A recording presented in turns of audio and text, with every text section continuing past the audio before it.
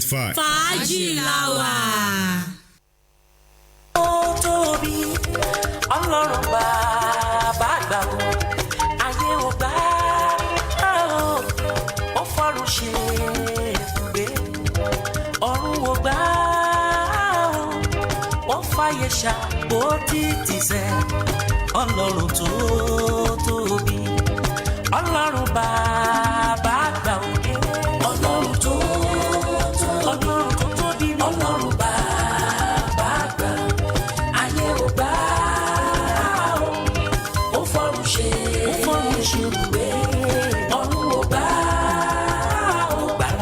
ó fàyè ṣàpótí sẹ́. Ọlọ́run tó tóbi, Ọlọ́run bàbá àgbà.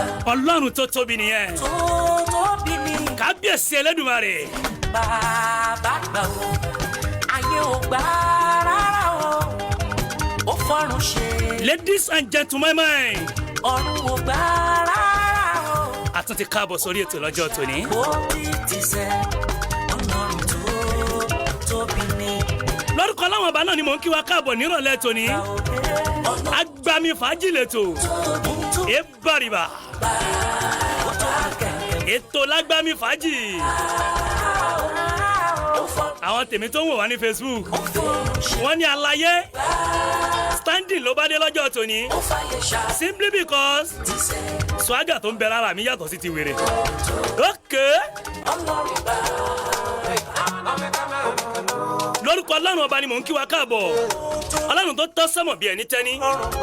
Kábíyèsí tó ta sánmọ̀ bí ẹni taṣọ òbúra mà ni. ó fọ́run ṣe ibùgbé, ọ̀run ò gbà Ẹ wo bíbá ilé ni a máa gbà síra wa lára finally. Simply because a fẹ́ enjoy ara wa ni. ó tóbi. Ọ̀rọ̀ ẹ̀tẹ̀yẹ máa nìṣó nìkan ní Facebook wa. Bàbá àgbà o, Ṣé ẹ̀rí tí má ṣe pé fún yín ní ká ṣe tẹ̀ síbẹ̀? Ẹ wo gbogbo dédé swagger. Ìyẹn lára MC Freedom nírọ̀lẹ́ tòní. ò gbà Ebariba. ó fọ́run ṣe Ewúrẹ́ ló wọlé tí òjúbà.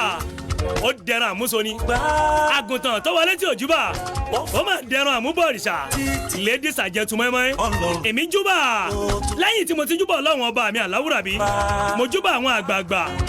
Mo júbà àwọn pèrèpèrè tó ti pè é ṣáájú tèmi. Ẹ jẹ́ ojú wa ṣe lọ́jọ́ tòní. Okay. ayé ò gbà Ṣé ẹ rí lórúkọ ọ̀gá àgbà tó nìkan ní tá a wà yìí? Bàbá abẹ Túwálẹ́sà. ó fàyè ṣàpótí sẹ́. Ọlọ́run tó Pọ̀pá báyìí là á bókè bàbá. Ọlọ́run bàbá Kókókó là á bókúta. àgbà o, Irú ọkú báyìí ni wọ́n ń pa mádà kò sí nǹkan tí ó ṣe yín láṣẹ Elédùmarè. tóbi Ọlọ́run bàbá Àwọn tèmi nílé epo wọ́n á tún ti láòdù ẹ̀ pínpín. Ẹ wò ó ṣe rí lórúkọ àwọn amójú ẹ̀rọ fúnta òkò tá a wà yìí. ibùgbé, Àwọn tó wà lẹ́yìn kámẹ́rà gbà tọ́jẹ́ ká ẹ máa rí MC Freedom kétékété nílé. fàyè ṣàpótí Ẹnìkan wá bí lẹ́ẹ̀kan. Wọ́n ní gbogbo àwọn sàábé làwọn ti rí lórí ètò. Ṣùgbọ́n àwọn ọ̀rẹ́ ẹnjìníà Ṣèyí, àwọn ọ̀dẹ̀ ẹ̀rẹ́ ẹnjìníà Bùkún. Mo ní ẹ̀yin ẹ má wọrí. Tẹ́ ẹ bá ń gbọ́ pé ìròmí tó ń jó lórí omi, onílù ẹ̀ ìsàlẹ̀ odò ló wà. ó fọ́run Okay. Engineer Ìbùkún, that is Engineer Blessing. Ṣé ẹ wá rẹ̀ Engineer Ṣèyí yẹn gangan? ṣàpótí Engineer Do It ló bá dé. Ọlọ́run Tàbí Engineer Do Ham. tóbi. Ìwọ náà lọ lo translator ẹ̀ náà. Tó o bá lọ fẹ́ mọ mí ní Ṣèyí lóyìnbó. It's either do it or do ham. Ìkọ́nu méjèèjì ló máa gbé wá fún. ayé ò gbà Okay. Àwọn ọdẹ wa tó wà lẹ́nu ìloro. The Àmọ̀tẹ́kùn of JFM 95.5. Mo kí yín kú iṣẹ́ takuntakun. fàyè ṣàpótí Ṣé ẹ rí gbà mo fẹ́ wọlé lẹ́ẹ̀kan? Ọlọ́run Mo rí àwọn tàkòtàkò kan. tóbi. Iṣẹ́ náà gbé sórí fẹ́ǹsì. Bàbá Mo ní ẹ̀ ń bá bẹ́ Allahu Akbar. Ànábì àbẹ́ dànù. Ebariba. ayé ò gbà Adémọ́lá Moses náà lórúkọ mi. MC Freedom tẹ́ ẹ ti mọ̀ dáadáa ni. ọ̀run ò Tó bá jẹ́ pé Adémọ́lá Moses lẹ́nu ti yín bà. Eba. Àwọn tèmi ti bá mi parí ẹ̀.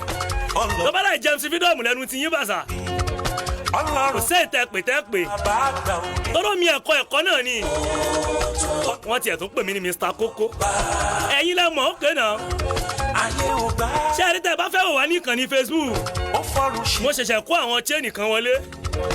mo ṣí sọ́run bámúbámú ni ó kéde ẹ̀yẹn ṣáà ti tẹ̀ capital J dot capital F capital M ẹ wá tẹ 95.5 kẹ wá fi FM sí lẹ́yìn ṣé FM tó máa wà lẹ́yìn yẹn small letter ló máa bá dé JFM tàkọ́kọ́ yẹn capital letter ló máa bá dé kẹ wá rí 95.5 ẹ fi small letter FM sí lẹ́yìn ẹ̀yin tí mo bá ṣe máa ń ṣe dẹ́yẹn náà àwọn tèmi ò tẹ̀ tí ìjẹun pé nọ́mbà jáde ó kéde ẹ̀yin follow mi ẹ ṣá follow Facebook yẹn torí mo fẹ́ kẹ́ ẹ rí swagger yẹn lónìí ẹ bàrìbà. ọ̀run ò gbà ó fàyè ṣàpò títí sẹ́ ọlọ́run tó tóbi ọlọ́run bàbá gbà òde. ókè ìjọ yẹn ti gbọ̀n mí jù 081 38 600 362 ibẹ̀ yẹn gangan lẹ́tí lè request orin fákòókò tá a wà yìí kó tó dìde di agogo 6 ókè náà ẹ̀yin tèmi tẹ̀ ń pè wọlé ẹ já ṣe sùúrù o simply because yẹ̀pẹ̀ làkọ́kọ́ tẹ̀ kátó omi làkọ́kọ́ tẹ̀ kátó tẹ̀ yẹ̀pẹ̀ gbogbo ẹ̀ àtòkè àti ìsàlẹ̀ join together ẹnìkan ní eba MC Freedom ọlọ́run ló ní ìyá rẹ̀ ó bí ọ èmi ò mà ní ìrònú kẹ́ speciality máa ti wà lórí afẹ́fẹ́ báyìí. ọ̀run ò gbà ó fàyè ṣàpò títí sẹ́ ọlọ́run tó tóbi. ókè náà mẹ́sẹ̀gì yẹn ti bẹ̀rẹ̀ sí ní wọlé ṣe rí ọlọ́run tó tóbi lọ́lọ́run ọba this is ọlọ́run tó tóbi by Fẹ́mi Sola àwọn sàbí ànábì nìyẹn nípa akakọrin eba 081 38 600 362 ṣé ẹ̀rí tẹ́ bá ti rí wa ní Facebook yẹn ànábì mẹ́bẹ̀yìn Jésù Kristi mẹ́bẹ̀yìn ẹ máa share rẹ̀ lógúnlógún ẹ̀yin aṣáà máa share rẹ̀ lọ́gbọ̀nlọ́gbọ̀n simply because àjọ wà náà ni ókè.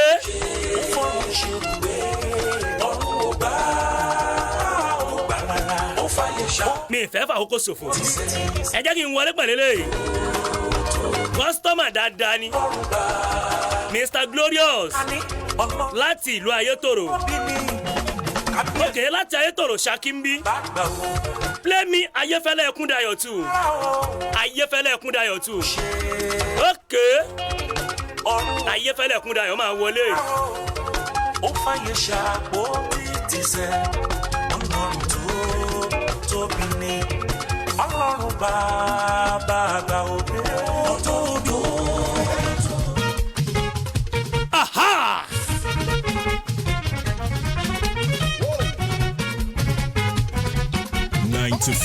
.5 FM.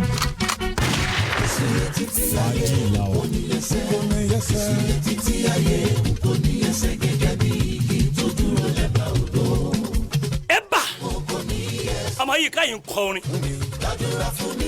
Ẹ sàbàdà yìí ń ká. Tí n bá ti parí ètò, ẹ pàdé mi junction. Màá bá yín wá change yẹn sà. Change yìí náà ní nǹkan.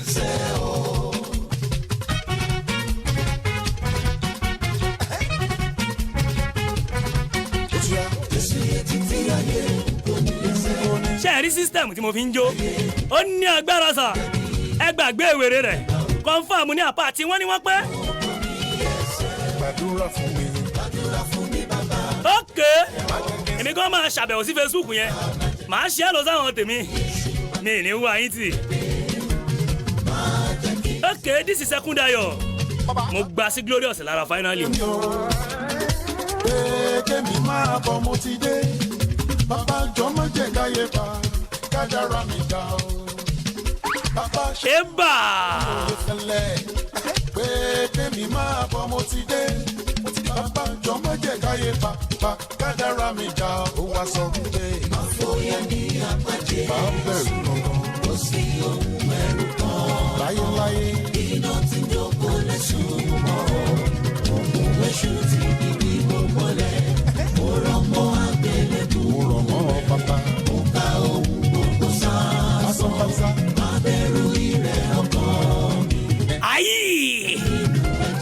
Jama.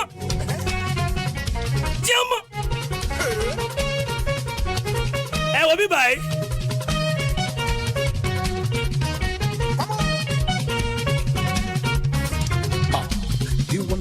Mo fẹ́ ṣàbẹ̀wò sí Facebook yẹn. Ẹ jẹ́ kí n kí àwọn tèmi bẹ̀. lógo bàbá ọlọ́run tó gbọ́ àdúrà mi nígbà ìpọ́njú ọlọ́run tó gbọ́ àdúrà mi nígbà ìpọ́njú ìwọ tó gba ọkàn mi lọ́wọ́ ikú àìtọ́jọ́ ìwọ tó gba Okay. lọ́wọ́ ikú. Ẹ jẹ́ n kú ọ̀nbẹ̀ torí àkókò. Ó gbé mi sókè gájú ọ̀tá mi lọ nígbà gbogbo. Ó gbé mi sókè gájú ọ̀tá mi lọ nígbà gbogbo. Mo fi ọpẹ́ àti ìfún ọlọ́run òdodo. Ìwọ ni máa ń lọ́kọ̀ bàbá. Ìwọ ni máa ń lọ́kọ̀. Eba. Mr. Manti láti àpènítẹ̀ wọ́n ní well done Mr. Koko jẹ́mi ni Mr. Koko kò sí wàhálà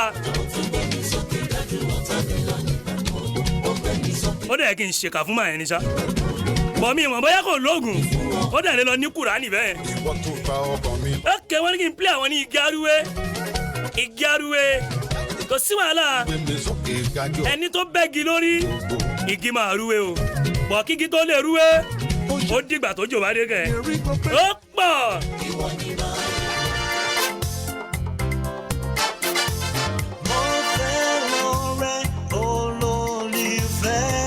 I want everybody to sing along with me now. Oh,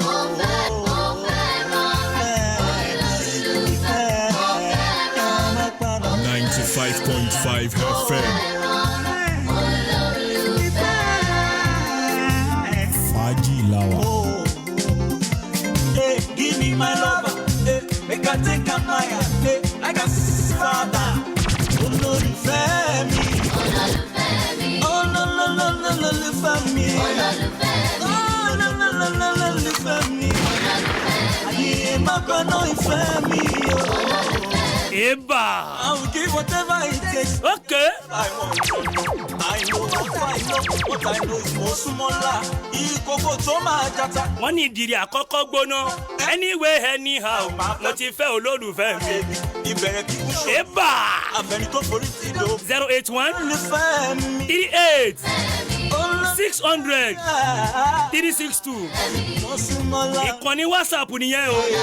Make your request. Mo máa fẹ́ràn. Ladies and gentlemen, pikin wey say mama no go sleep, Kí nílẹ̀ wọn? he sef no go get sleep eyes. Àmì ìjẹ̀bọ̀ sùn. Ọmọ tó ní màmá òun ò ní sùn, Àtúrò òun náà ò lè lójú oorun láéláé. inú Dalaṣọ. Pikin ni Láti gé wey he say im mama ẹ má no go sleep o, tèmi rẹ̀. him sef o, Ẹ bá he no go get sleep eyes. ìfẹ́ mo súnmọ́lá. Ìfẹ́ àbọ̀ Ẹ kúrò lẹ́ níbikíbi tí a ti ń gbọ́ mi, ẹ̀dẹ́jì. die if need there. Ẹ bàrìbà. Olólùfẹ́ mi. Igi arúgbó gangan nìyẹn. Èmi ti sún Alájà Fausat láti Òkè Súnà. Please give me Amira Ore tuntun. Amira Ore tuntun. Kò sí wàhálà. Ajia Fausat. Súnmọ́ mi o, mo súnmọ́lá. Súnmọ́ mi o, mo súnmọ́lá. Ìwọ ló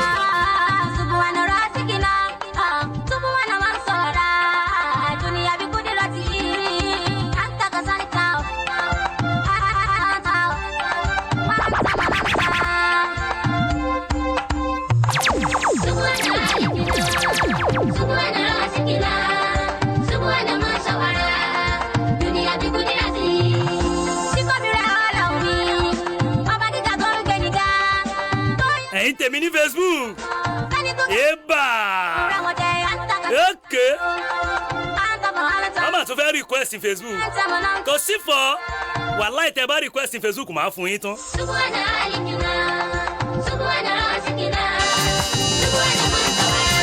Please give me Amira Mr. Mzati. Mama tún fẹ́ request in Facebook. Kò sí fọ́. You love my agbada. Wàláì tẹ́ bá request in Facebook máa fún yín tán. Ẹ bá gbé. Please give me Amira Mr. Mzati. Mama tún fẹ́ request in Facebook. Kò sí fọ́. You love my agbada. Wàláì tẹ́ bá request in Facebook máa fún yín tán. Ẹ bá gbé.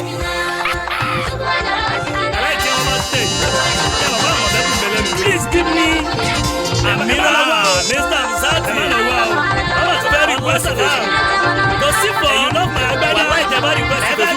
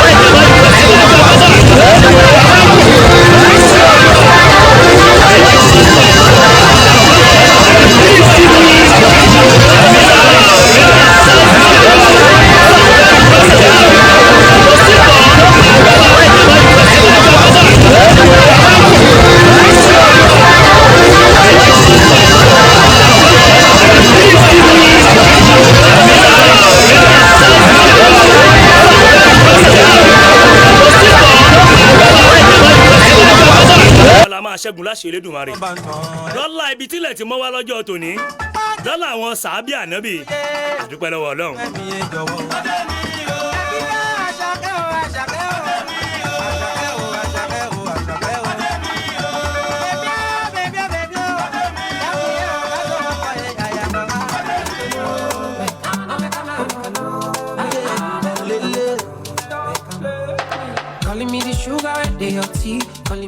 Eba! Mo tún wò pé kí n forí eléyìí wọlé lọ́wọ́ kan ni torí àwọn tèmi.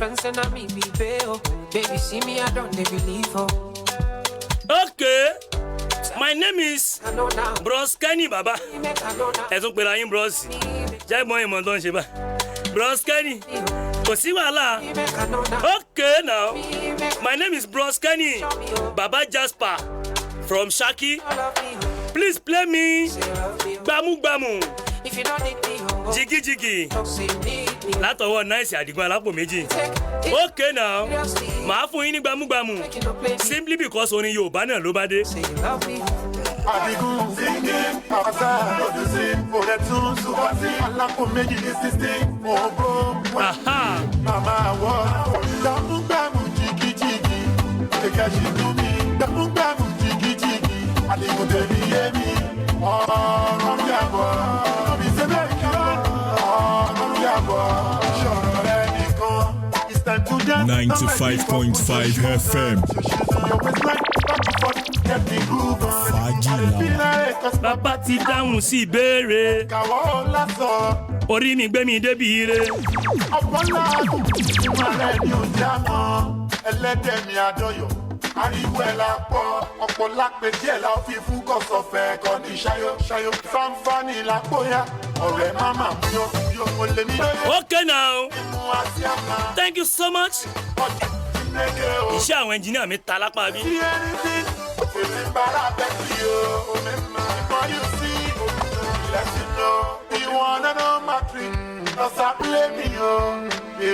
Ọmọ ya gbà lókè àrò. Gbàmúgbàmù jìgìjìgì. Gbàmúgbàmù jìgìjìgì. Àdìgún tèmi yé mi. Ọ̀run yàbọ̀. Lóbi sẹ́lẹ̀ ìkìlọ̀. Okay now.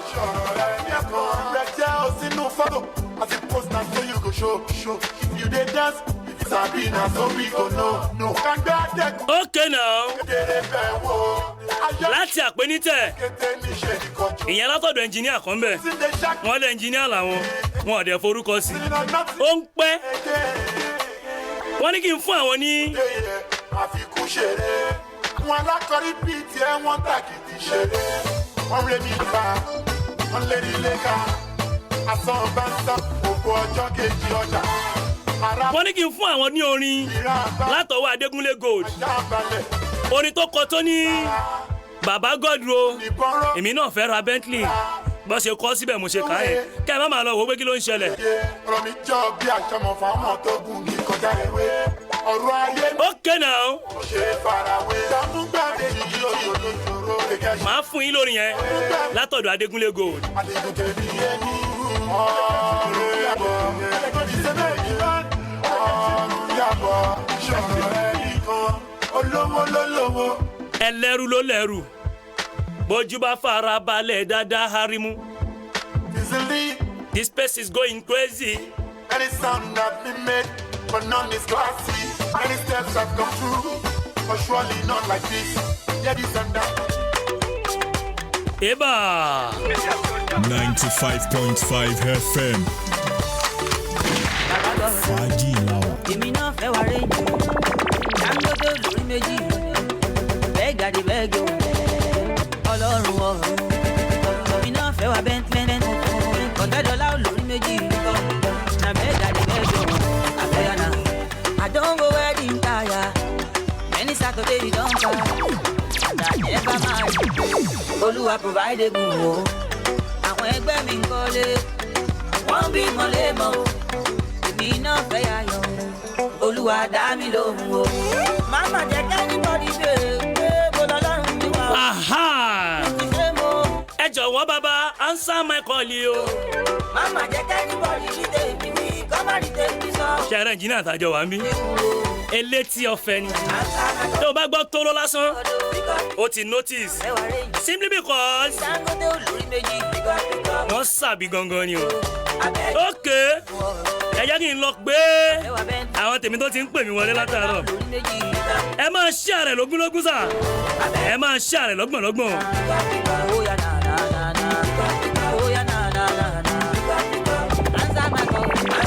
kò sí fọ́ ẹ̀yin lẹ́yìn lórin tó wà pa ẹ kò sí fọ́ jẹ́ kọ́ mọ́.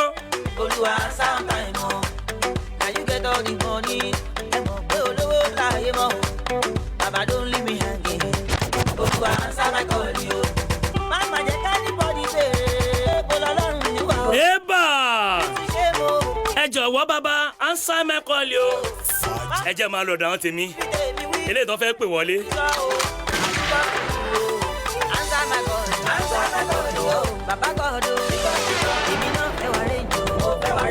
ẹ lórúkọ yín àti ibi tẹ́ ẹ ti ń pè. Olúwarótìmí ló sọ̀rọ̀. Olúwarótìmí ẹ kúrò nídìí ẹ̀rọ rédíò yín yẹn kíkiní yẹn má lọ já dànù. Hello? ẹ ló mọ̀ ń gbọ́ yín báyìí.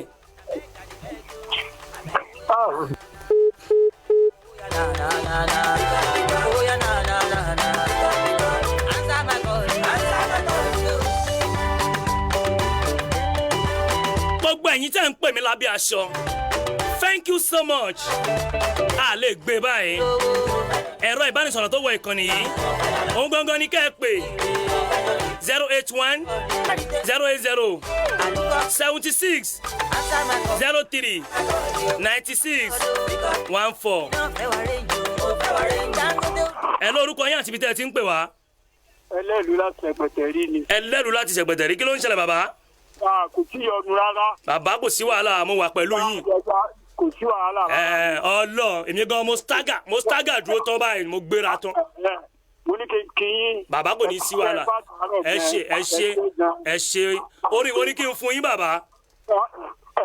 Ó dáa táwọn bá jẹ pé ẹ bá rí sẹ́líkà kò sí wàhálà bàbá màá fún yín sẹ́líkà yẹn kò sí wàhálà. all right sir.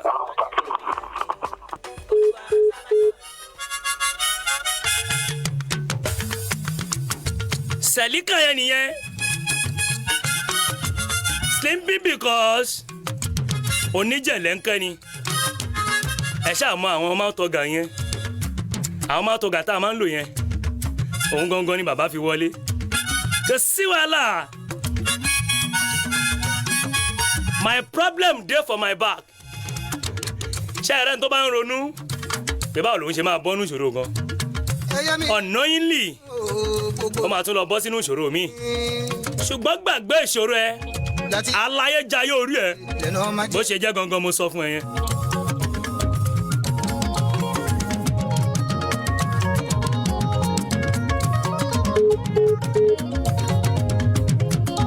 mo fẹ́ fọ̀rọ̀ jomi ìtòrò ọ̀rọ̀ gbogbo jọmọ ọ̀hún mi gbogbo ohun tó lọ́hùn dálá ayé yìí ó lónílà àti ikú àfohùn nìkan sátírà mọ́ni. bàbá sàlíkà lélẹ́yìí bẹ́ẹ̀ pé sàlíkà ọ̀jọ̀in. ṣẹ́kọ́tọ̀ ń pamọ́dé ara mi tó ń pàgbàlà àgbáyé.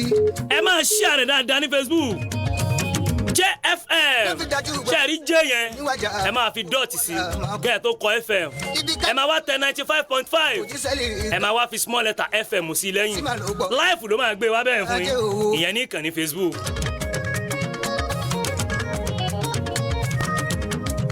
ẹ lórúkọ yín àti ibi tẹ́ ẹ ti ń pè ẹ lórúkọ yín àti ibi tẹ́ ẹ ti ń pè wá.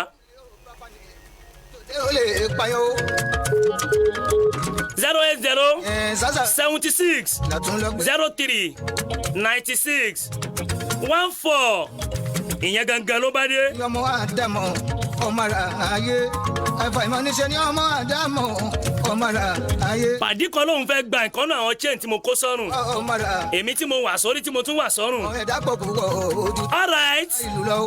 ọlá ọlọ́run ni. kò sẹ́ni tí yóò ní ìwájà. hello sir orúkọ yẹn àti ibi tẹ́ ẹ ti ń pè.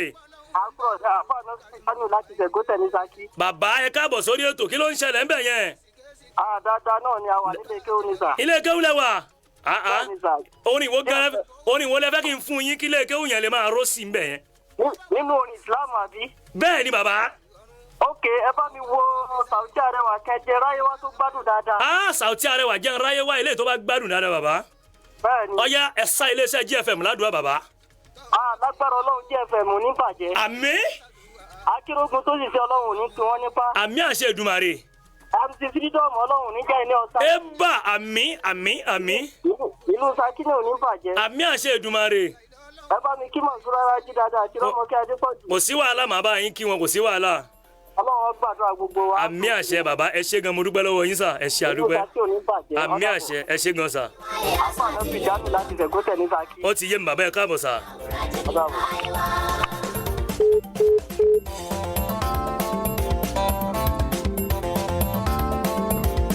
okay now. ṣe lọ máa dààmú èèyàn tó wá wàṣàyẹ ní wáyé aṣọ àti ènìyàn tó ráyé wá sí máa wáyé aṣọ àrà òun àjẹjẹ láyé wá o. ẹ ṣé mo dúpẹ́ àfà wọ́n ṣàdúrà fún iléeṣẹ́ yìí wọ́n ṣàdúrà fún aláṣẹ àti ìkànnì tá a wà yìí wọ́n ṣàdúrà fún àwọn òṣìṣẹ́ wọ́n dẹ̀ tún ṣàdúrà fún ìlú Ṣakí ogún ọ̀rọ̀ kí àgbẹ̀dẹ ọ̀rọ̀ bàbá àjọjì gòdùgbà níbà mi bá sàbàrẹ̀ ẹ bari bàtẹ́rù tọmọ báyìí ní nbologun ó dijọ́ eré kánú ní sọ́lógun ladies and gentlemen bó bá dijọ́ ìjà kánú ní sàṣàbàrí ibẹ̀ gangan la wa ẹ rókè àṣàbàrí yẹn gangan àjọjì gòdùgbà kò gbọdọ̀ báwọn débẹ̀. okay now ṣé ẹ rí díje mi lórí ọwọ́ yẹn ẹ bá mi wá orin birthday kan lẹ́yìn tó bá ta lẹ́nu ṣé ti yẹ yín bẹ́ẹ̀ yẹn torí àwọn tiwa tó ń wá láti ìkànnì Facebook.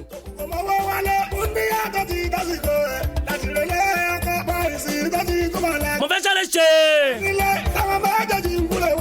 ayẹyẹ ọjọ́ ìbí in advance fún kan lára àwọn olólùfẹ́ wa níkànnì yìí. eba nígbà tí díje ń wá yẹn ẹ jẹ́ ń gbé kọ̀ọ̀kan ẹ lórúkọ yín àti ibi tẹ́ ẹ ti ń pèsè. ẹ̀rọ Abdullahi Mali ló sọ̀rọ̀ látàkùn ní tẹ̀yìn Ṣakí. látàkùn ní tẹ̀yìn báyìí bàbá. bẹ́ẹ̀ni. ibo nílé yín wà bẹ́ẹ̀ yẹn kò síbi tẹ́mi ìmọ̀ lápẹ́ ní tẹ̀nà. ọlọ. láti ẹ mọ prince and princess. prince and princess ẹgbẹ́ bíbá yìí ẹgbẹ́ ilé mi ló wà. màá tún débẹ̀ lẹ́nu. ibi ojú odò yẹn ibi ojú odò ibi gádà tó ṣe ṣe yẹn. tí mo bá gba bí gádà yẹn èmi máa ń gba kọ̀rọ̀kọ̀rọ̀ kan tó mi lè rí bí gádà yẹn gùn wọ́n ti. ò sí fọ èmi kò kí ló ń ṣẹlẹ̀ èwo ni kí n fún yín rọ̀lẹ́ yìí. ẹ wo ẹ bá wá ti ìbílẹ̀ jàre ẹ bá fún wa sẹ́lìkà kẹ́. ìsẹ̀lìkà kò sí fọ kò sí wàhálà tiwantiwa tí a ní Ṣakí bí báyìí kò sí fọ ó yá náà mo wà pẹ̀lú yín bàbá mi. okay now.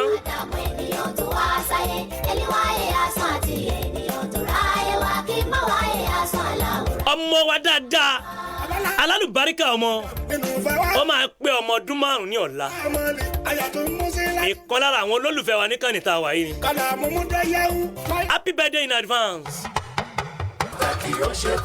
bẹ́ẹ̀ ni ìwọ gangan ni mo fẹ́ fún lónìí yìí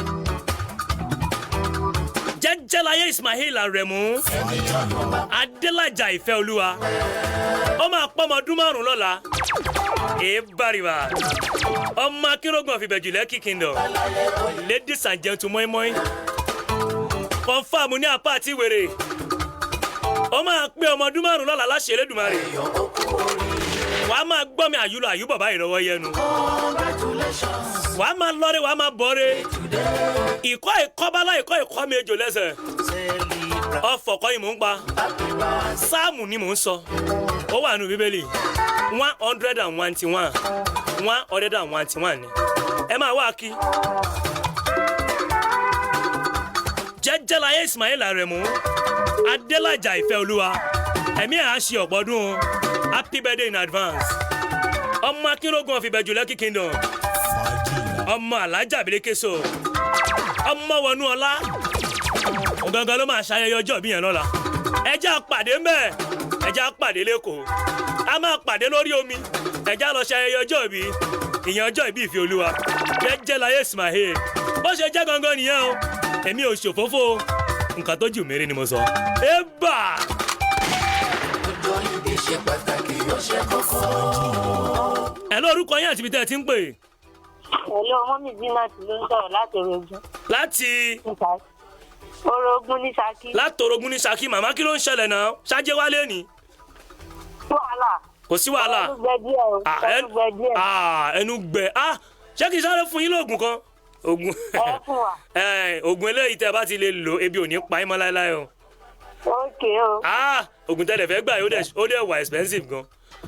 ẹ máa wọlé àmàṣẹwọ ẹ. àkọ́kọ́ ẹnu yín tó gbẹ yẹn ṣé ń gbọ́ mi ẹnu yín tó gbẹ yẹn ẹ bá mi wá òróró. ok ká fi ra. òróró orógbó ẹ fi ra. ok kò sí. ṣé ẹ wá rí tẹbi tó ń pa yín yẹn. tẹ bá rí ìbẹ́pẹ dúdú. ìbẹ́pẹ dúdú ẹ máa jẹ bẹ́ẹ̀ ni ìníjà pẹ́ láyé. ìbẹ́pẹ yẹn gangan òun ló máa jẹ́ kẹ́ ẹ pẹ́ láyé. bẹ́ẹ̀ ni kò ní bàjẹ́ fún yín. ọ̀dà ẹ bá ní pílẹ̀ orin bẹ́ẹ̀dẹ̀ kan fọmọ mi Zinat Ọpẹ́yẹmí. ẹ̀mí ọmọ yẹn á dẹ̀ ṣọ̀pọ̀ ọdún láyé. kò sí wàhálà Ọlọ́run ó dá ẹ̀mí ọmọ sí. ó yá náà ẹ̀yin gbọ́mọ sọ́wérè ẹ máa jayé orí yín lọ.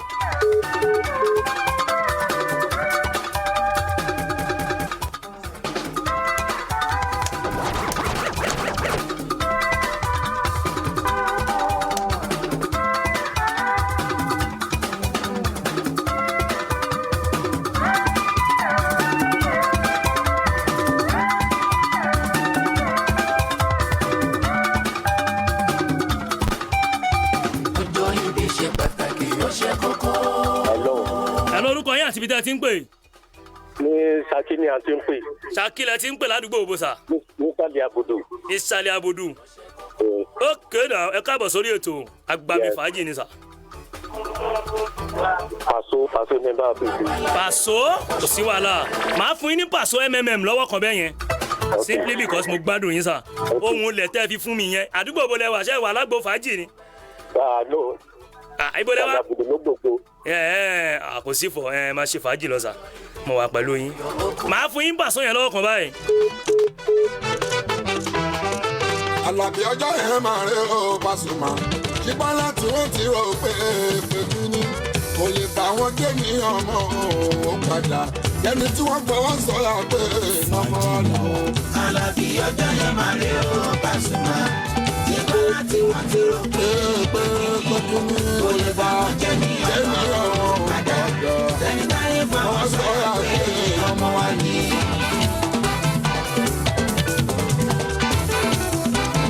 Gbogbo ọgbà ọpẹ́ ní tèmi Pasuma gbogbo ọ̀nà lọ́lọ́run tèmi fi kẹ́mi ètò ayé mi níbẹ̀rẹ̀ o kọ́kọ́ kòrò àti lè dìde wá ní ìṣòro o lè jù èmi kan mọ̀ pé wọ́n padà ní ọmọ kan sọ mo tẹ̀ tí gọ́gọ́ rà ròpin bó ti jù mo tẹ̀ tí gọ́gọ́ rà ròpin bó ti bọ́ mo ti rò pé àkúnni bó tó ní.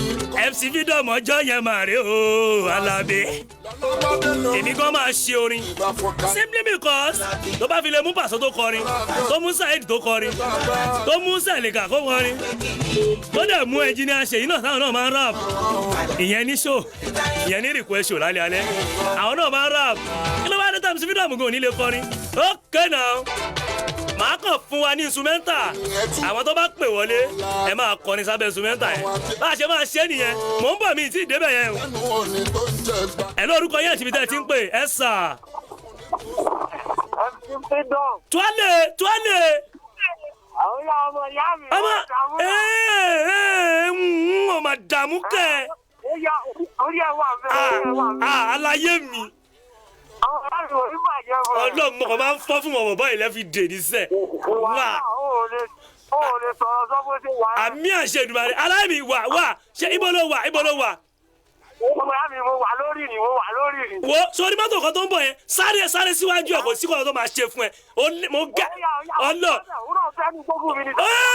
Ó máa yà fún ẹ ní síbí kọ́ sí ìkọ́ òkè kọ́ bálá ìkọ́ òǹkọ́ mẹ́jọ lẹ́sẹ̀. ẹnu báyìí lẹsẹ̀ fi ń pè kúrò ojú ọ̀nà kò sí kan tó máa ṣe ọmọ ìyá mi báyìí wọ́n ní sóhun ẹgbọ́n.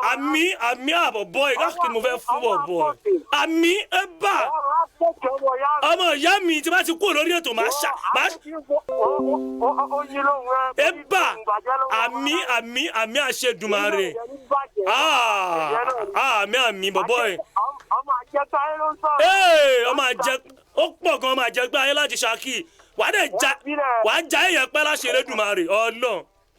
ẹ̀gbọ́n olóòótọ́ ló ń sọ̀rọ̀ láti Ṣakí. ó yá ẹ̀gbọ́n olóòótọ́ kò sí fọ̀ ó ní wọ́n wá ní kí n fẹ́ràn lẹ́yìn báyìí sìn ọlọ́. ẹ fún mi ní Oríyọmí mo lọ́lọ́run àbí.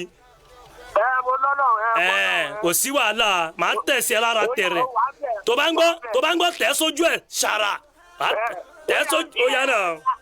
ó jáde. bírísì kawad wà múlùkì tábàd jàmánù kàrà ẹni tí kì í ṣe pé a máa súré o ẹni tí yóò. ṣẹ̀rí lẹ́nìí gbẹ̀gẹ́dẹ́ máa gbiná alárè máa jàgbá ẹ̀sma nǹkan máa gbé nǹkan hànú simply because ó di aago méje kí n tó parí lẹ́nu bẹ́ẹ̀ ni ó di aago méje ṣẹ́ẹ̀rí ọgbọ̀n ìṣẹ́jú eléyìí tí a fi kún ètò náà wàláhì wọ́n sanwó ẹ̀ tàláhì wọ́n sanwó ẹ̀ súnmọ́ bí láì wọ́n sanwó ẹ̀ ébà wọ́n ti sanwó ọgbọ̀n ìṣẹ́jú ṣé ẹ mọ̀ pé 6:30 mo máa parí tẹ́lẹ̀ ṣùgbọ́n lọ́wọ́ yìí wọ́n ti sanwó 30 minutes ébà ó di 7 o'clock àwọn tèmi ń gbádùn mi wọ́n ní MC Freedom máa nìṣó ńlẹ̀. okay now bí tí ẹ wá ní sàn kankan mọ́ ó máa fi di 6:30 yẹn màá fẹ̀yìn tèmi lórin tán ni ẹ ṣáà máa bèrè orin lọ ṣé ẹ rí 30 minutes tó kù yẹn màá sọ bá a ṣe máa lò ó fún yín ébà ẹ ló orúkọ yín àti ibi tẹ́ ẹ ti ń pè yes sir láti Ṣakí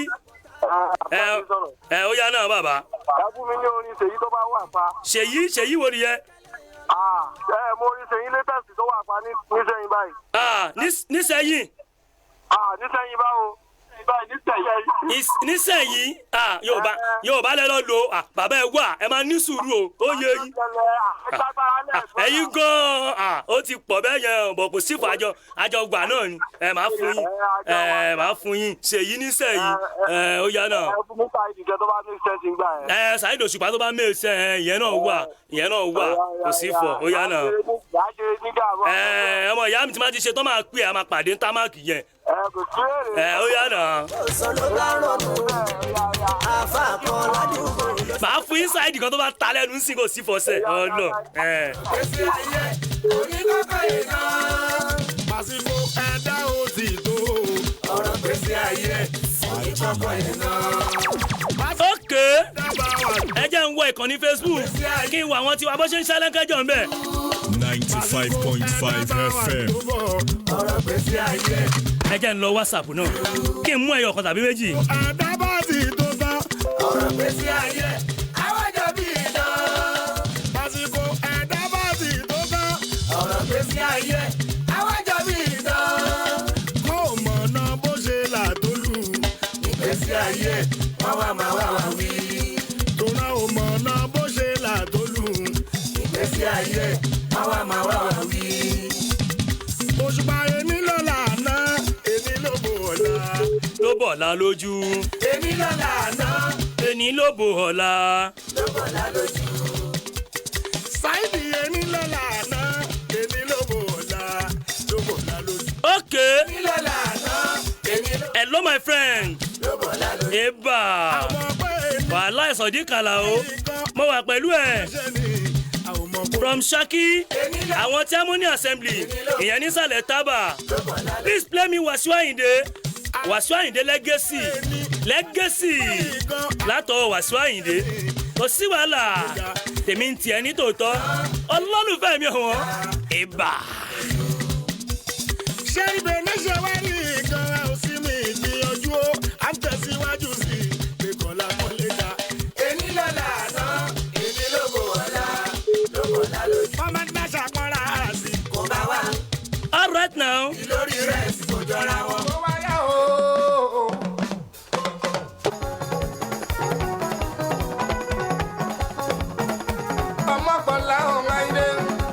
Legacy gangan nìyẹn. Ẹ lórúkọ yín àti bí tẹ́ ti ń pè. Bóyá pọ̀ láti àgọ́ àmọ́dún. Láti àgọ́ àmọ́dún ẹ káàbọ̀ sórí ètò. Ẹ kó ètò. Àwa nìyẹn bàbá mi. Àmì tètè lágbọ́n lọ. Àmì àṣẹ Èdùmàrè. Ẹ wo ẹ máa yọ́nú sí mi ẹ mú láìkẹ́ gẹ́gẹ́ bá pè rẹ̀. Ẹ máa yọ́nú sí mi látọ̀ Wàsíù Àyìndé. Adé orí ọ̀kìn ni táìtù ẹ̀ sà. Adé orí Kò sí wàhálà. Mo láìkẹ́ gan. Lẹ́yìn Legacy máa fún yín ládé orí ọ̀kìn lọ́wọ́ kan bẹ́ẹ̀. Ṣé ẹ rí Legacy yìí? Lẹ́yìn ìgbà tó nìyẹn jáde. Ṣé ẹ rí bíìtì yìí? Kò ságbo jùjú tẹ́ ẹ máa dé. Tán ní lo kíbọ̀dù yìí. Tẹ́rẹ́tẹ́rẹ́tẹ́rẹ́tẹ́rẹ́tẹ́. Tẹ́rẹ́tẹ́rẹ́tẹ́rẹ́tẹ́rẹ́tẹ́. Ṣé ẹ rí lọ́jọ́ kan lórí ètò yìí? Màá gbé ìlú wá sórí ètò. Màá gbé ìlú wá fún yín lórí ètò yìí. Bẹ́ẹ̀ ni. A kàn máa gbá ìlú yẹn síra alára fún lọ́jọ́ yẹn gidi ni. Ṣé ẹ rí mi ní dáwọn alágara? Tó bá ti ń dìde gé agogo 6:30 sáago 7. It's Maestro on the beat. Aha! Àyẹ̀kùn bẹ́yàn bá yẹn lẹ́ẹ̀dá ohun burúkú a máa yọ ọ̀rú wọn ṣe ni. Mo ti sọ tẹ́lẹ̀tẹ́lẹ̀ nínú orin tó ré kọjá. Ẹni ọlọ́run fún ẹ lọmọ èèyàn ń fẹ́.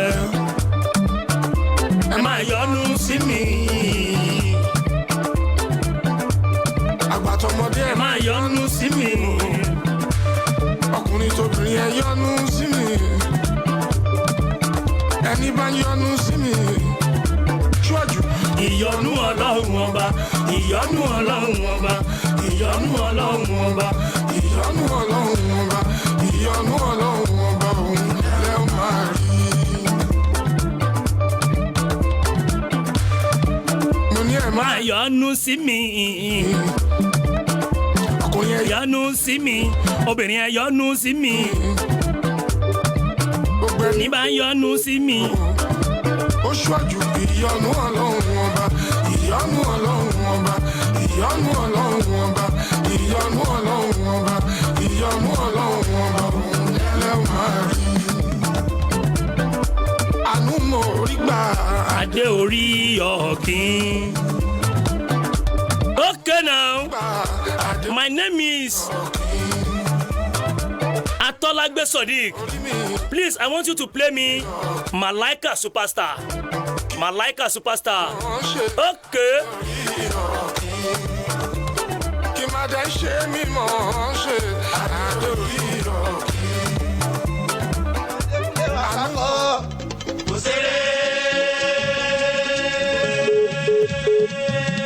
àfi ń dúpẹ́ fọlọ́hún àwọn fans mi dẹ̀ sọ pé. ìṣílẹ̀ àwọn ikọ́ máa wọ́n aláyélúwà làwọn. Ṣé àwọn Màláíkà lénìí táwọn gan bá ń gbọ́ àwọn tracks wọn yìí eléyìí tán ti kọ sẹ́yìn wọ́n á máa wò pé ṣèmi náà ni mo kọrin báyìí ṣé ẹ máa yé ìgbà yẹn ìgbà tí Saheed Òṣùpá tó ṣe respect tẹ́ ẹ bá rí ṣòkòtò tó wọ̀ ń gbà yẹn bàbá bootcut tó rò ní àwọn ògiri ká jìn ní ṣùgbọ́n bàbá ò lè wọ̀ ẹ́ mọ́lé ni Ọlọ́run máa yí gbà tèmi àti ẹ padà sí dáadáa tó jẹ́ pé ọjọ́ òní ìtàn rere la máa fi sọ láṣẹ Elédùmarè. ìpàdé fújì tó fẹ́ kárí àgbáyé o kò tọ́ sẹ́ni kankan tó jù máa láìka lọ.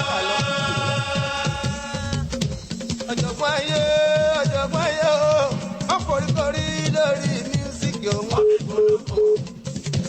wọ́n bí mọ̀ràn lórí kí fújì òrókè o. wọ́n ní ta ló fẹ́ kọ́rókè nínú olórin ìsẹ̀yìn.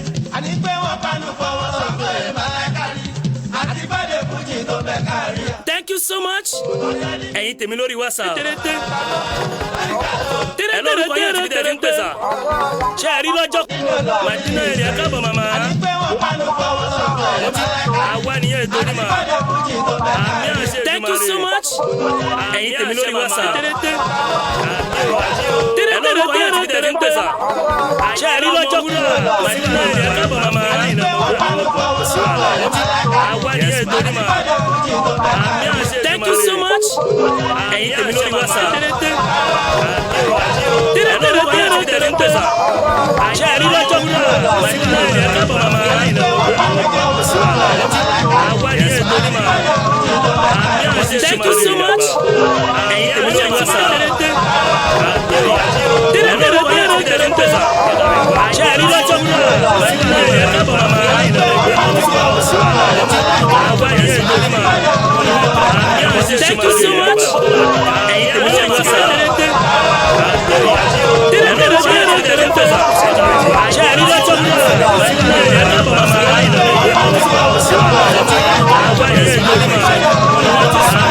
Thank you so much. ẹ̀yin tèmi ṣe ń gbọ́ sá. àṣà àríwá tó ń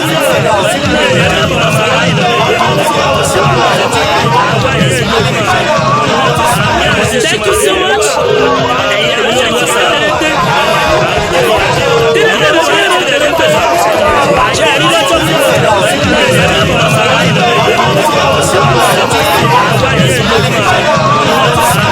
Thank you so much. Thank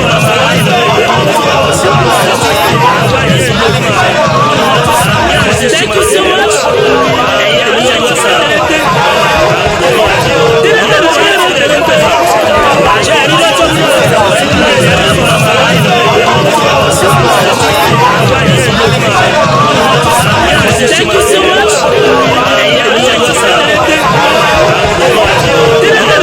much.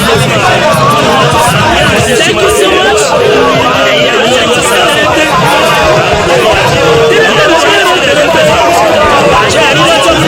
Thank you so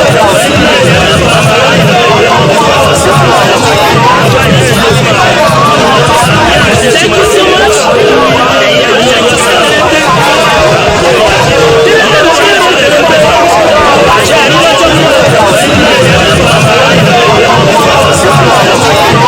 Thank you so much. Thank you so much. Thank you so much. Thank you so much.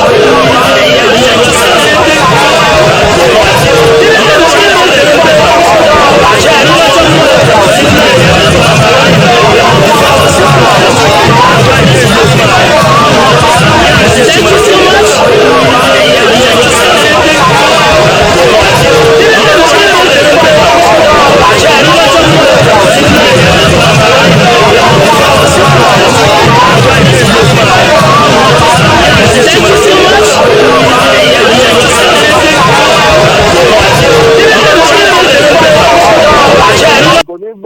àmì àṣẹ ìdùmarè bá mi.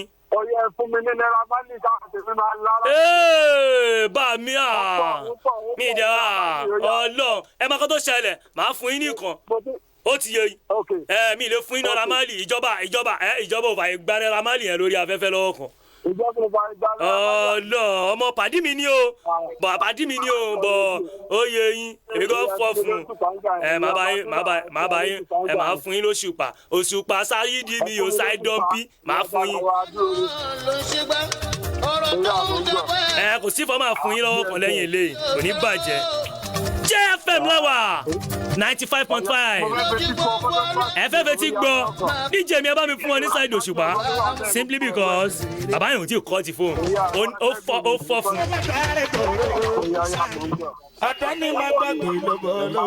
Eba.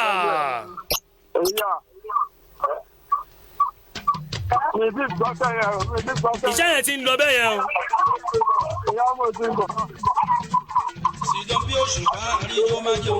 eba ọmọ ìyá mi kò sí fọ ẹ máa ṣe fàájì lọ mo wà pẹ̀lú yín ẹ má fọ ó yá náà.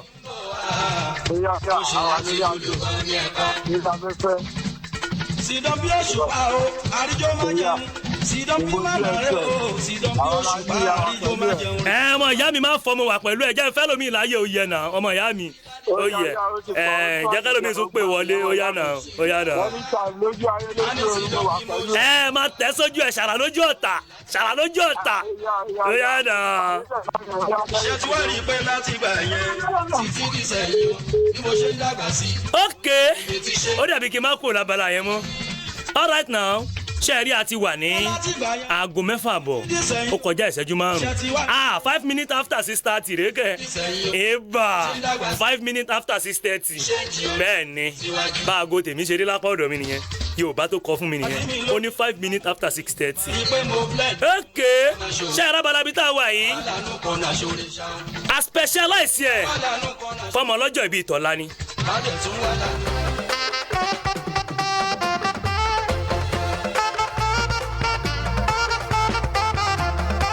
Eba mo máa ń fọ́ fún DJ Ṣèyí. My birthday today clap for me. Eba Birthday today wa ba mi. Mọ́mí Jalili Ismail Aremu Adélájà Ìfẹ́ Olúwa ṣé bẹ́ẹ̀ ń gbádùn ẹ̀ bẹ́ẹ̀ yẹn àbí kò sí wàhálà. Pàtẹ́wọ́. Bóyá everybody bá mi pariwo. Pàtẹ́wọ́. Eléyìí kó máa jẹ́ fún ọmọ lọ́jọ́ ìbí tọ́lá jẹ́jẹ́ láyé Ismail Aremu Adélájà Ìfẹ́ Olúwa ó máa pé ọmọ ọdún 5 lọ́la bàbá àti màmá rẹ̀ ẹ tẹ́wàdúrà síwájú mo fẹ́ ṣàdúrà fún ọmọ lọ́jọ́ ìbí. Yorùbá bọ̀ wọ́n ní tá a bá ń ṣe lẹ́ẹ̀kan lọ́dún ọdún ni eba ẹ̀mí rẹ̀ ó ṣọ̀pọ̀ ọdún láyé láṣẹ Elédùmarè olú ọmọ ló máa jẹ́ nídìílé bàbá àti ìdílé màmá rẹ̀. jíjí tí mo jí lòwúrọ̀ yìí mo lé lọ́dún kan. pọ̀pá báyìí làbókè kókókó làbókúta ìrọ̀kú ni wọ́n ń pa má dà kò sí nǹkan kan tó máa ṣe láṣẹ Elédùmarè bó ṣe máa jẹ́ gangan nìyẹn. ẹ̀yin tèmi tẹ́ wà nílé táyì náà bá fẹ́ sanwó ìṣẹ́jú 5 ìṣẹ́jú 10 ìyẹn lórí ètò Agbami Fàájì kí nǹkan máa fi dárúkọ yín kí n máa kí yín wàláhì wọn ò ṣe bẹ́ẹ̀ simply because owó yín lọ pa na your money kill am sweetie okay àmọ́ dùn. It's my birthday today for me. Everybody bá mi kọrin. máa fi 30 ìṣẹ́jú tó kù yìí pátì ni mo fẹ́ fi ṣe ìyẹn fún ọmọ lọ́jọ́ ìbí tọ́lá jẹ́jẹ́ láyé Ismail Aremu Adélájà Ìfẹ́ Olúwa ọmọ Akírógun of Ìbẹ̀jùlẹ́kì Kingdom ẹ wò mí wò ṣé ẹ̀rọ Akírógun tí mo pè yẹn gbàgbé òṣì kọ́fàmù ní apá àti wèrè èèyàn tí ò bá lọ ojú ogun kó dé kò lè joyè tó ń pè ní Akírógun bẹ́ẹ̀ni Ọlọ́run mi ò ẹ ṣá mo wà nù ṣọ́ọ̀ṣì lọ́jọ́ kan ẹ mọ̀ pé àtọ́júbọ̀ mi pọ̀ ṣé ẹ nígbà mo wà ń léwe ó ní àwọn òjé tí mo máa ń lò ìbà ẹ jẹ́ ń já àwọn student sí i lọ́wọ́ yìí káwọn náà lè máa lò ṣùgbọ́n padà yí mi lọ́wọ́ o ẹ jẹ́ ń gba kọ́ọ̀lù ẹyọ kan. ẹ lórúkọ yín àti ibi tẹ́ ẹ ti ń pè. Lukman ló ń sọ̀rọ̀ láti Ṣàngó Ṣakí. Lukman láti Ṣàngó Ṣakí bàbá kí ló ń ṣẹlẹ̀ náà. ẹ̀rọ ìpẹ́tọ̀ àlàáfíà náà kò sí ọ̀rọ̀. kò sí ni kò ní séwu láṣẹ Elédùmarè kí lẹ ní fún mi náà kí ló ń ṣẹlẹ̀. àlàáfíà happiness nìkan yẹn kò sí ọ̀rọ̀. kò sí wàhálà Ọlọ́run dẹ̀ ní bayọ̀ wa jẹ́ sà. àmì ìjọ fújì ni mo fẹ́ kẹ́ pẹ́.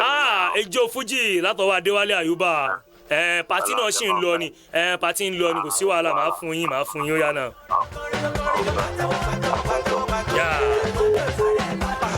It's my birthday today. Okay.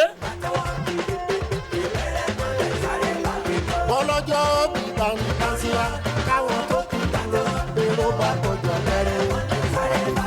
Àní bọ́lọ́jọ́ bí bàǹtàṣíà káwọn tó kù dúró èrò bá kọjọ lẹ́rẹ́. More music on trendybeats.com. Okay now. Ẹ jẹ́ kí n bá wọn wá ijó fújì yẹn. Nítorí pé ọmọ wa máa pé ọdún 5 lọ́la. Eba! Wọ́n ti wọlé agbára tì mí. Wọ́n fẹ́ jí kan nú àwọn góòdì mi gbé. Eba! Wọ́n ti gbóríyìn. Wọ́n gbóríyìn fáwọn góòdì yẹn. Pẹ̀lú lẹ̀kẹ̀. Ẹ̀yin tèmi tẹ̀ wá Facebook. Ṣé ẹ̀rẹ́ ní tó bá nífẹ̀ẹ́ sí? Ẹ ṣá mẹ́sẹ̀jì mi lẹ́yìn ètò. A máa mọ bá a ṣe máa ṣe. Bó ṣe kí n gé ayé kan fún yín nú ẹ̀. Eba! Ẹ lórúkọ yín àti ibi tẹ́ ẹ ti ń pè. Selim ní sọ̀rọ̀ láti Baki. Selim láti Saki Alfa náà. Láti Baki. Ó ti yé mi, mo wá ẹdẹ́bẹ̀rẹ̀ lánàá mi ò bá kí ló ṣẹlẹ̀. Rẹ̀mí àlùkò.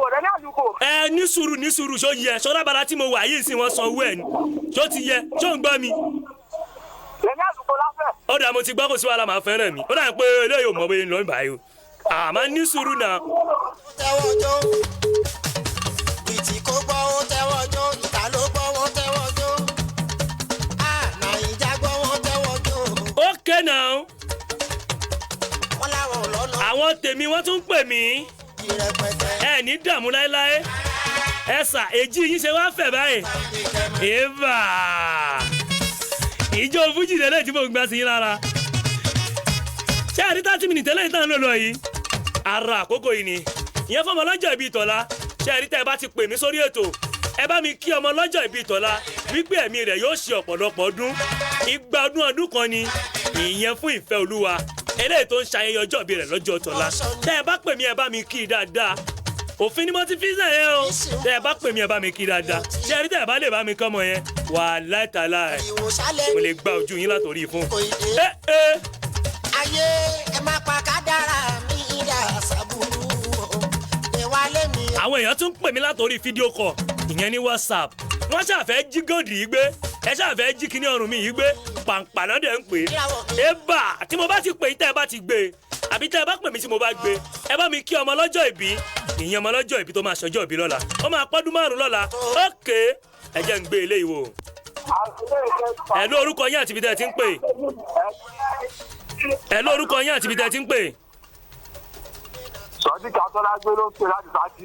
Ó yá bàbá mi bá mi kọ́ ọmọ lọ́jọ́ ìbí tó ń ṣọjọ́ ìbí lọ́la. Jẹ́jẹ́ láyé Ismail bá mi kí pẹ́ mi aṣọ pọ̀dún náà. Àwọn máa fi ọ̀pọ̀lọpọ̀ ọdún láyé. Àmì àṣẹ. Àlámọ̀ àmì. Ó máa dàgbà ó máa ju bàbá yẹn lọ. Àmì.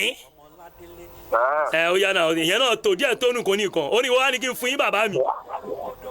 Ẹ bá mi wá bàbá rẹ̀ lálùkò tó gbáfẹ́. Bàbá rẹ̀ mi àlùkò tó bá gbáfẹ́. Ó yá náà pàtí ń lọ lọ́wọ́ kò sí wàhálà máa fún ẹ. Tí ń tàn káyé o, ọmọ ayé fẹ́lẹ́ àdàgbà. Ìwọ ò ní bá wọn kúkú oró. Ọjọ́ ayé rẹ̀ kò ní dín o. Ọlọ́run. Ọmọ ayé fẹ́lẹ́ àdàgbà. Ọmọ akínrógun àdàgbà. Ó yí ẹ.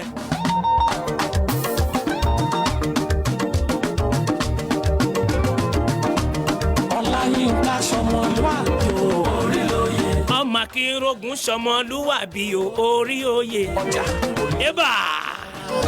Orí lóye. Ọ̀tá kórókóró. Èmi gan MC Freedom. Wàláì máa kọrin fún ọmọ yẹn. Ìyẹn látàpá bí. Wọ́n lè máa gbọ́ mi dáadáa.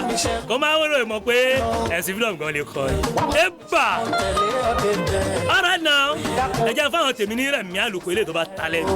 Ìyẹn látàpá bẹ̀. Gbogbo ẹ̀ tẹ́ ń pè mí. Ẹ ní dààmú. Gbogbo yín ni mo rí.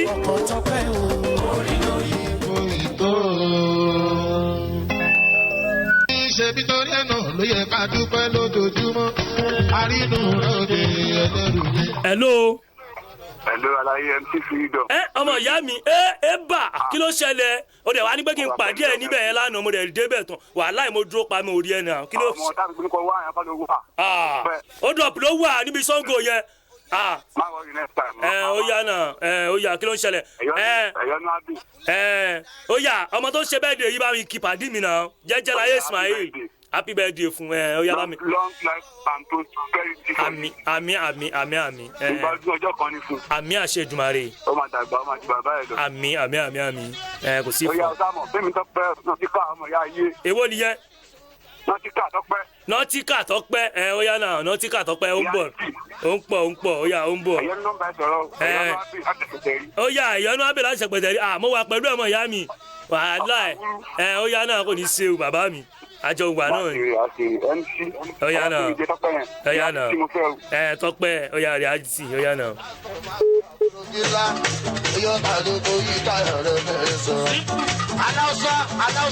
aláwùsá torí aláwùsá bò kọlábọ̀ sábọ̀ torí bò kọrin bò ní kúrà dé nùnú kókò dé nùnú.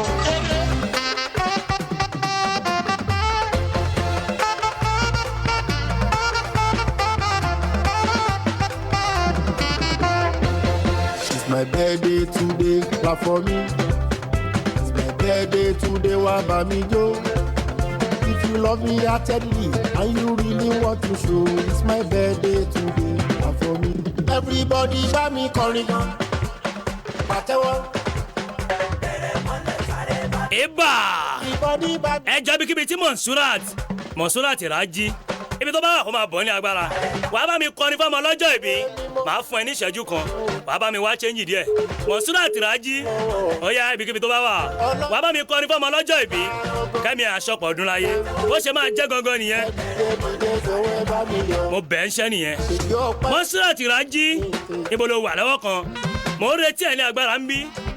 Bó ṣe jẹ́ gangan nìyẹn. Àṣìjọ ọpẹ́ ló ń jẹrẹ mi kéjì mọ́ o, bàbá kì í jẹrẹ sí jẹyàn. Jíjí tí mo jí. DJ mi, jẹ́ kí n test instrumental yẹn wò. Lọ́wọ́ kan kí n mọ ọfà. Mo bá pa mi ó ṣe é gbé, mo gbẹ́sẹ̀ mi ó ṣe é gbé òwò. Bàbá ẹ ṣé o, tẹ jẹ́ kí n rọ́dún tuntun.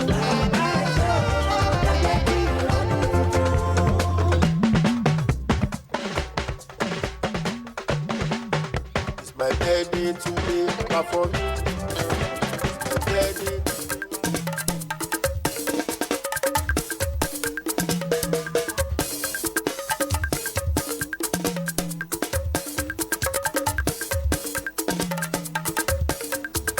Monsurat Raji dà. Wá bá mi kọrin ọjọ́ ìbí fọmọ lọ́jọ́ ìbí.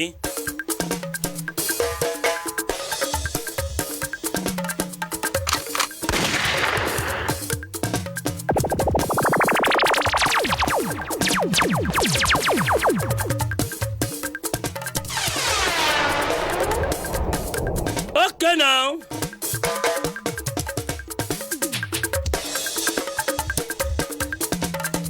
Ọlọ́jọ́ ìbí ijó kan ẹ̀ o.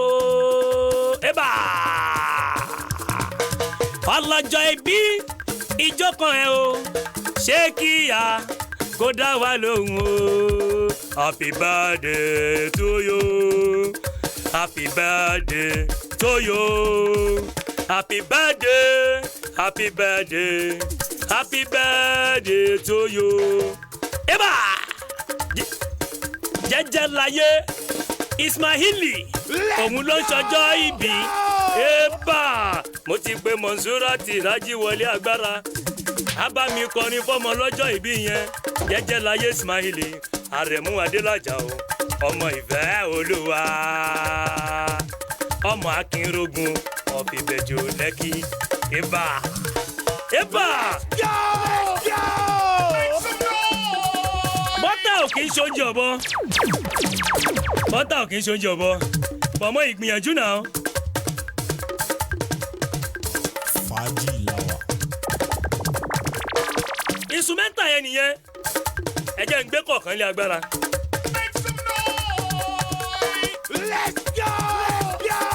Ẹ lórúkọ yín àti ibi tẹ́ ẹ ti ń pè. Ẹ gbọ́n sókè dáadáa. Láti àgọ́ àmọ́dù.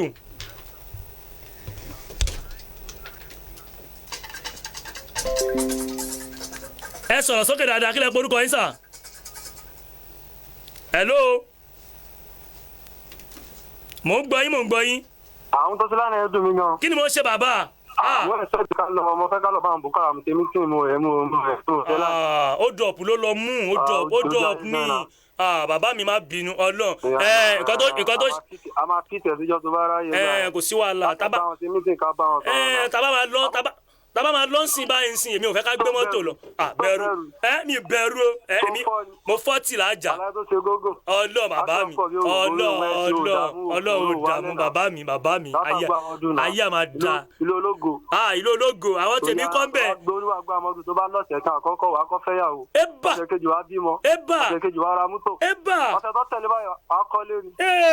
bàbá mi ọlọ́mi ni wà á ti bàbá ó pọ̀ mo fọ́ fún yín ọlọ́ thank you àyìnlá ọmọwúrà ìṣẹ̀lẹ̀ ó yá bá mi ṣàdúrà fún àmì ó yá ó ṣe thank you so much bàbá mi oníbàjẹ́ àmì àṣẹ̀dùn ó yá náà.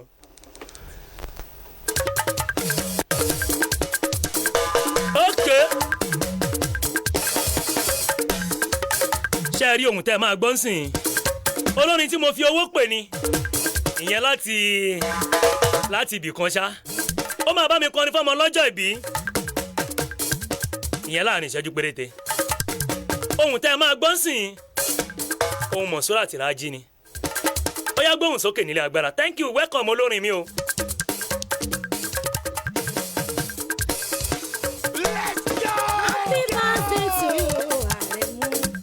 Ismail ọmọ jẹ́ẹ̀jẹ́ láyé Àrẹ̀mú Adélájà ìfẹ́ olúwa màtílé lọ́dún ọmọ olórí Bílíkì alága wúrà mi ayakin ọmọ akin ẹni bá fàkín lọ́kọ̀ ọkọ̀ rẹ̀ lórí fẹ́ Òsùn Abákin lọ́mọ Adélájà Àrẹ̀mú wá ṣe 50 lọ́la mọ́ ọmọ Adéwálé jẹ́ ìṣàrẹ́ délé bàbá rẹ̀ Àrẹ̀mú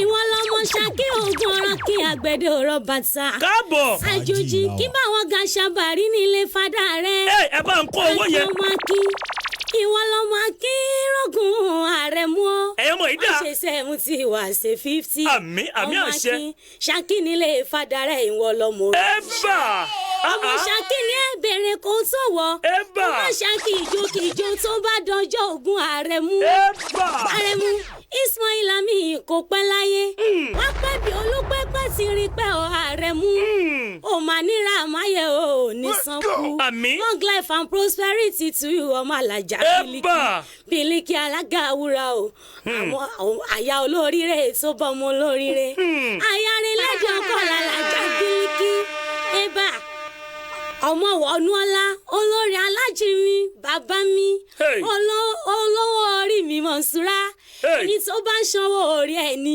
olówó orí ẹni ni ẹni tó bá fún ni lóúnjẹ olówó orí ẹni ni Akínrógun o mà ní sọkún àmì Akínrógun o ẹ̀bà akínní láàrin àwùjọ ikú tó máa yọwọ́ ẹni láwọn lójijì kò ní pa ẹ́ kàndé sàmì kí n gbọ́ ẹkùn ọkọ̀ Alájà wúrà mi ẹkùn ọkọ̀ Wọnúọlá olórí Bílíkì Akínrógun ìbẹ̀jú lẹ́kì kò má ṣe sánkú lókèlókè ló má lọ àmì àṣẹ aláwọ̀ kò mọ́ ọmọ lọ́jọ́ ìbí o ó dùn mí gàgà máa fi long life ṣàdúrà fún ẹ Àrẹ̀mú àní onídàgbàyà wẹrẹ òní sanku mo dúpẹ́ onídàmọkọmọ nínú ilé fada ẹ mo dúpẹ́ Àrẹ̀mú mo ní fi ẹ̀ṣà wá sí nínú ilé mọ́dà ẹ mo dúpẹ́ o Àrẹ̀mú ọmọ Akin ló ṣọjọ́ ìbí o jẹ́ ń lo gọ́bù mi ọmọ Akin ló ṣọjọ́ ìbí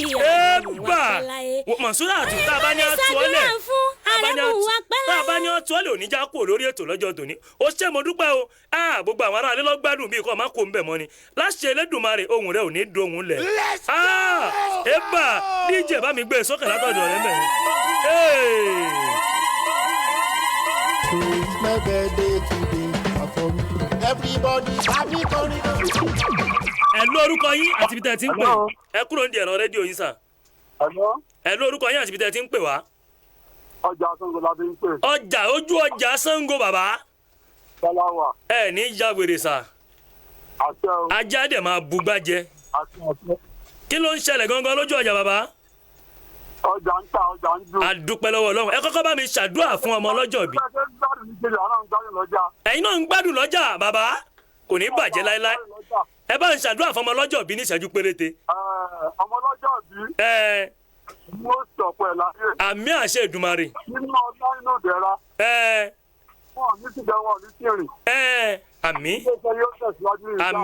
àmì àṣẹ Ìdùmarè ẹ ṣeun. eba amúlétì àjọ amúlétì ra wa nù. bẹ́ẹ̀ ni bàbá. ó tún ń gbórúkọ Nàìjíríà ga. eba. ó tún wá ń gbé ilé ayé ìlárugẹ. bẹ́ẹ̀ ni. ní ṣíṣe. àmì àṣẹ Ìdùmarè. àwọn táǹgbẹ́ ẹgbẹ́ òní sí rìn. àmì àṣẹ bàbá. ó ṣe àdúrà kan lọ́jọ́ tí kò ní oṣù àdúrà tó mi náà kọ́ lọ́jọ́ káwọn ní oṣù wọn. àmì àṣẹ Ìdùmarè. iléeṣẹ́ yóò ní dàrú o. àmì àṣẹ Ìdùmarè mo dúpẹ́ púpọ̀ lọ́wọ́ yín o. àmì àṣẹ ẹ ṣé bàbá mi. ẹ ṣé bàbá. ẹ ṣé mo dúpẹ́. àmì àṣẹ ẹ ṣé mo dúpẹ́ o. thank you so much sir. àmì àṣẹ Ìdùmarè. thank you sir. okay. mo ti dé WhatsApp báyìí. If you love me heartedly and you really want to show it's my birthday today and for me everybody bá mi kọrin kan pàtó èmi lọ́jọ́ bí mi pàtó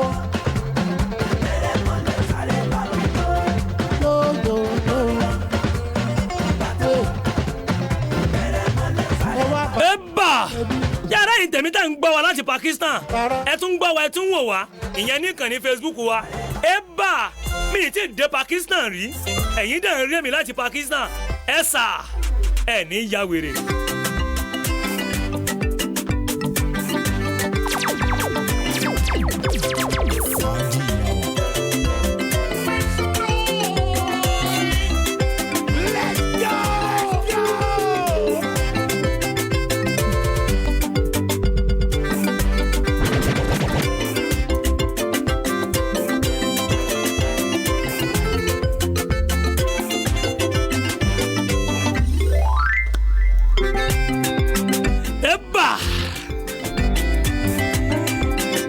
inú mi dẹ̀ ń dùn sí ẹ àbí mo rí change díẹ̀ mẹ́rin kí n fún ẹ. okay I am Mrs. Oluokun from Shaki. Give me one Tọ́pẹ́ Àlàbí song. màá fún màmá lórin Tọ́pẹ́ Àlàbí tó náà ti béèrè orin yẹn ti pẹ́. DJ mi bá ń wá orin Tọ́pẹ́ Àlàbí bóyá orin ọpẹ́ kan ká máa fi ṣe patí ọjọ́ ìbí náà papọ̀ torí ọjọ́ yẹn ti lọ àwọn oníròyìn ti ń ṣẹ́wọ́ sí mi belebele. okay Mrs. Oluokun láti Ṣakí màá fún yín Tọ́pẹ́ Àlàbí ń sìn láti ṣayẹyẹ ọjọ́ ìbí papọ̀. okay náà ṣe àrí fún ìkéde àti ìpolówó ọjà 090 37 96 54 56. Ọlọ́run lọ́lẹ̀ fún fàájì làwà. ṣe ẹ̀rọ yìí tèmi tó kù ṣe ẹ̀rí ní kété tí wọ́n bá ti ka ìròyìn tán màá kọ àwọn orin eléyìí tẹ́ béèrè fúnlẹ̀ màá dẹ̀ gbà sí yín lára lẹ́yìn tí wọ́n bá ti ka ìròyìn tán èèyàn bá àfẹ̀jìká jó ní agbára mo ṣáà mọ̀ pé orí mi nìkan ló hàn ìyẹn nìkan ní Facebook lọ́wọ́ yìí ẹ máa jó lẹ́yìn àgbo eléré àná yín lówó ń bẹ̀. Adémọ́lá Moses náà lórúkọ mi MC Freedom tẹ̀ mọ́ dáadáa ni èmi lọ́mọ wọn ní Ìsẹ́yìn Òrò ọmọ ẹbẹ̀ dìmọ̀kọ ìlú ẹ̀yẹ kìkì ẹ̀gàn kìkì àpọ́nlé ibi ojú ti bú ni tó jẹnu lọ ìlú tó ti ń faṣẹ́ mu mi tó dára òkè méje báyìí ló yí ìlú Ìsẹ́yìn ká ẹ má jẹ́ ń dárúkọ ẹ̀ bẹ́ẹ̀ ni àdìtú ni ókè Tọ́pẹ́ Àlàbí yẹn gangan ni mo fi dágbére ìyẹn ní ìrọ̀lẹ́ tòní àwọn orin tó kù tí n bá ti kúrò lórí ètò máa gbà sí yín lára. ọmọ ọlọ́jọ́ ìbí eléyìí tó máa ṣọjọ́ ìbí rẹ̀ lọ́la mo kí ẹ púpọ̀ o torí pé ìwọ ló ní àkókò yìí mo kí ẹ so much happy birthday in royal hardy to you.